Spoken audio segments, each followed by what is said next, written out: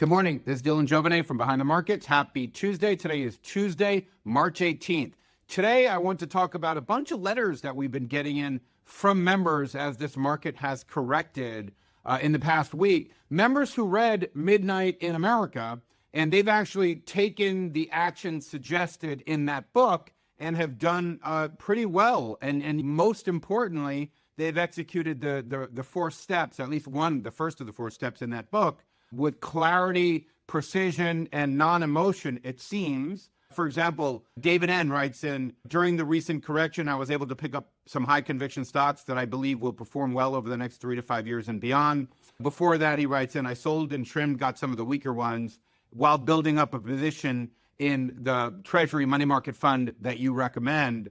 This is great. I love it when I get letters like that, because basically what you have is a situation where one of our members read Midnight in America, and he was actually able to, in advance, follow the suggestions in that book. And then when a market crack or correction happens, he's able to actually execute the 4 steps that we talk about with basic perfection. It sounds like he did a pretty darn good job. I also got a letter from somebody. Remember, I owned a company called Tycoon Publishing back in the 2000s, and it was taken over by this giant billion-dollar company, Agora, in 2011. I worked there for 2 years. And I got an old letter, and this is playbook, just to show you how long I've been using this playbook. I basically shared these 4 steps in 2008, and of course I put them into effect in 2008. And I got an old letter from a couple named Pat and Michael Y. And she writes in, Patricia, I took your advice in 2008 and sold all our stock and bought treasuries. I was grateful to you as I listened to you against all advice and did not lose money. Isn't that great? Isn't that great? Some of these gray hairs, this experience, turns out it's worth something. Isn't that just great? So that makes me very happy. I wanted to touch on today where we are. I figured we'd do a check-in on where we are in the markets right now.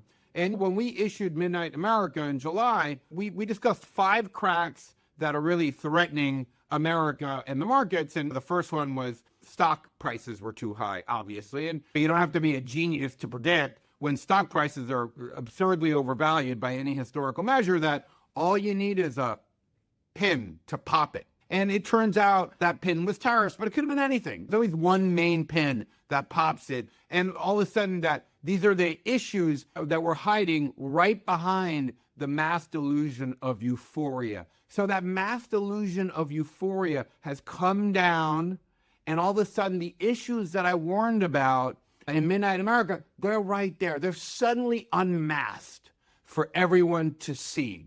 And our Treasury Secretary Scott Bessent is talking about this. You got to see what he's been saying when he talks to the press or CNBC. He's saying, look, the massive fiscal stimulus, and this is crack 1 that we talked about in Midnight America, and something that I've been talking about constantly and repeatedly here in these videos, is the massive fiscal stimulus is unsustainable. Scott Bessent himself says we can go bankrupt from this. As a matter of fact, last week, he said something really almost astonishing in my experience. He comes out and he says, quote, the easy thing for us to do would have been to come in and just keep this massive fiscal spending level going.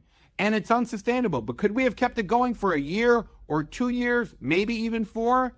Maybe. But you're risking a financial calamity, end quote.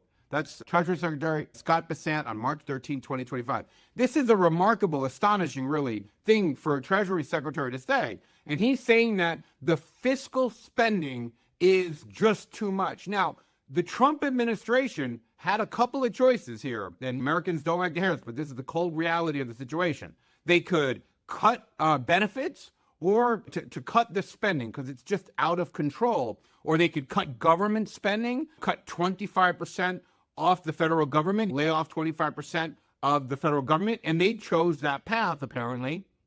And what they're trying to do is move that government spending from the government, from people employed by the government, to the private sector, which is a much healthier thing to do. And one thing that we've talked about nonstop here is that a lot of the stock price, a lot of the juice in the market has been driven by government spending. You remember, if the government is spending that amount of money, it's like having a massive customer right in the middle of the market that's increasing profits, that's increasing employment, that's doing all these things.